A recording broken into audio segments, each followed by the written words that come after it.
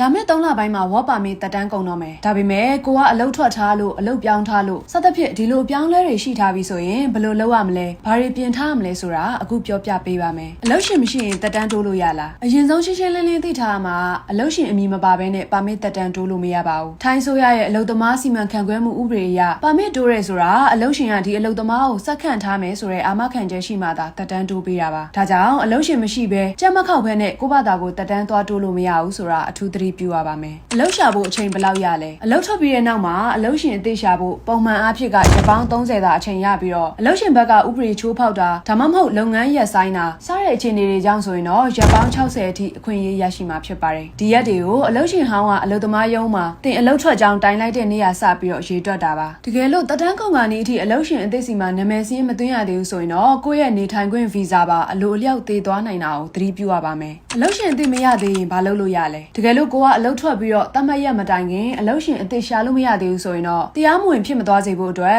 ယာယီအမည်သွင်းခြင်းဒီတထင်းအငှားနီးလန်းကိုစဉ်းစားပါဒါကတော့ agency တစ်ခုခုရဲ့နာမည်အောက်မှာအမည်ခံပြီးတော့ကိုယ့်ရဲ့ work permit ကိုတက်တန်းဆက်ရှိနေအောင်လို့နာမည်စင်းသွင်းထားတာပါဒါပေမဲ့ဒီနီးလန်းကိုသုံးမယ်ဆိုရင်တော့တရားဝင်လိုင်စင်ရပြီးတော့ယုံကြည်စိတ်ချရတဲ့ agency တွေနဲ့ပဲလုပ်ဖို့အကြံပြုလိုပါတယ်ဘာတွေသတိထားရမလဲအလုပ်သမားညွှန်ကြားရေးမှူးချုပ်ရဲ့ပြောကြားချက်အရ2026ခုနှစ်မတ်လ31ရက်နေ့ကတက်တန်းတိုးဖို့နောက်ဆုံးရက်ဖြစ်ပါတယ်ဒါပေမဲ့လက်ရှိမှာတော့မကြေညာသေးပါဘူးအစိုးရဘက်ကလုပ်ငန်းစဉ်တွေစတော့မယ်လို့ကြေညာတာနဲ့အလုပ်ရှင်တွေညှိနှိုင်းပြီးတော့ရှောက်လွှာအမြန်တင်ဖို့လိုပါတယ်အချိန်ဆွဲနေလို့မရပါဘူးတမတ်ရက်ထက်နောက်ကျသွားရင်တော့ထိုင်းနိုင်ငံမှာတရားဝင်နေထိုင်ခွင့်ဆုံးရှုံးသွားနိုင်ပါတယ် passport ဒါမှမဟုတ် CI တက်တန်းကိုယ့်ရဲ့စာအုပ်ကအနည်းဆုံး6လတက်တန်းရှိနေရပါမယ်တကယ်လို့စာအုပ်တက်တန်းအကုန်တော့မယ်ဆိုရင်အသက်လဲတာဒါမှမဟုတ်တက်တန်းတိုးတာကိုအရင်ဆုံးကြိုးလုပ်ထားပါဒါမှတက်တန်းတိုးလို့ရမှာပါဝယ်စားတဲ့ agency ကိုတေချာစစ်ဆေးပါတက်တန်းတိုးကနေရင်ပါမစ်လုပ်ပေးမယ်တက်တန်းတိုးပေးမယ်ဆိုပြီးတော့လိမ်လည်သူတွေအများများလာတတ်ပါတယ်ဒါကြောင့်ကိုအမေသူကတရားဝင်လိုင်စင်ရှိလားရုံးခန်းအခြေစိုက်ရှိလားဆိုတာကိုတေချာစစ်ပါ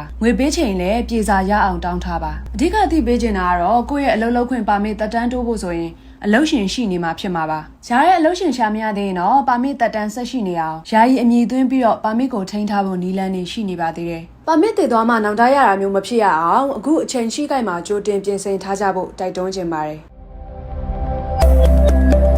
Bicom မြန်မာသတင်းဌာန